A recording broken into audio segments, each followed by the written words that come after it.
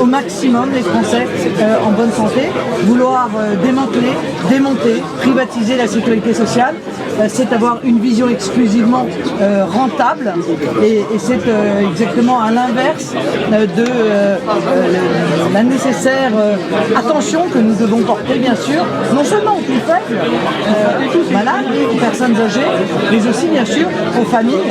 Je rappelle que la proposition qu'il a faite a été comment dire, calculée et elle entraînerait par exemple pour une famille de 2 enfants une augmentation de 1 200 € par an. C'est considérable. Il y a des millions de familles qui ne peuvent pas mettre 100 € par mois supplémentaires pour faire prendre en charge les maladies usuelles de leurs enfants, le dentiste, les soins optiques, les vaccins, etc. etc. C'est votre principal adversaire, François Fillon?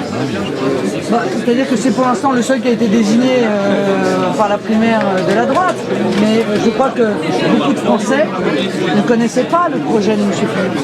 Et beaucoup de Français se sont réveillés en se disant mais qu'est-ce que c'est que cette cure d'austérité massive et surtout au bénéfice de qui 500 000 fonctionnaires en moins, 100 milliards d'économies, vous imaginez ce que ça va donner dans la ruralité, ce que ça va donner dans l'hôpital, dans la police, la privatisation de la sécurité sociale, l'augmentation de 2 points de la TVA, parallèlement la suppression de l'ISF. Enfin, écoutez, si les Français ne voient pas que ce projet est un projet qui est à destination, encore une fois, d'une minorité de plus forts et au détriment de l'immense majorité des plus faibles, alors c'est désespérant. Madame Le Pen, vous ne parlez pas de M. Macron. Madame Le Pen, disons que Fillon-Macron, honnêtement, sur ce sujet, c'est exactement les mêmes propositions ultralibérales. Ils se ressemblent énormément. Il pourrait envisager de fusionner d'ailleurs peut-être, faire un candidat unique. Il faut faire une primaire entre les deux. Comment vous financez la sécurité La primaire sociale? du MPS. Comment vous financez le déficit de la sécurité sociale?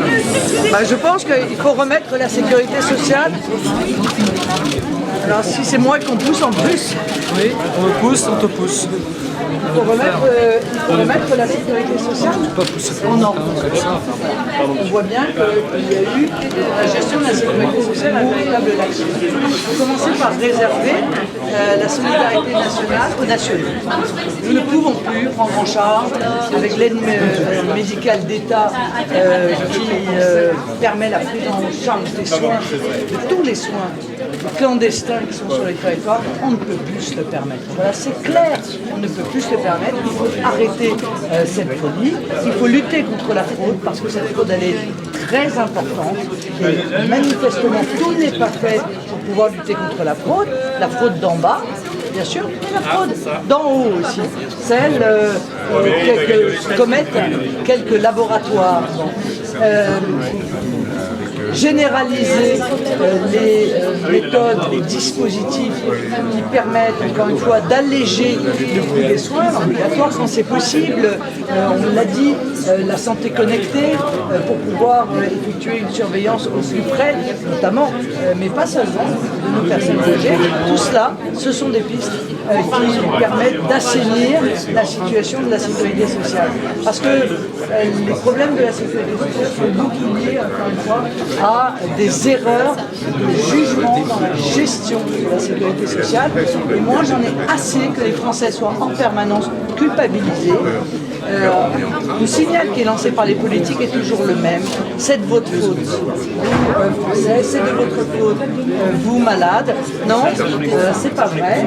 C'est aussi de la faute de ceux qui n'ont pas pris la peine de préserver ce système de protection sociale, d'empêcher, encore une fois, les fraudes de se réaliser et réfléchir aux nouvelles technologies qui permettent de rendre notre système plus performant et plus sûr. Sur les déserts médicaux, les dernières fois, vous avez proposé que ce soit des internes, c'est ça, des étudiants en médecine qui aillent faire des stages Est-ce que c'est une médecine au rabais pour des territoires qui sont déjà sans service public le plus souvent? Non, je ne crois pas du tout. Enfin, je ne pense pas que les internes, honnêtement, ce soit de la médecine au rabais, compte tenu de la qualité de notre parcours de formation en matière médicale. C'est moins du rabais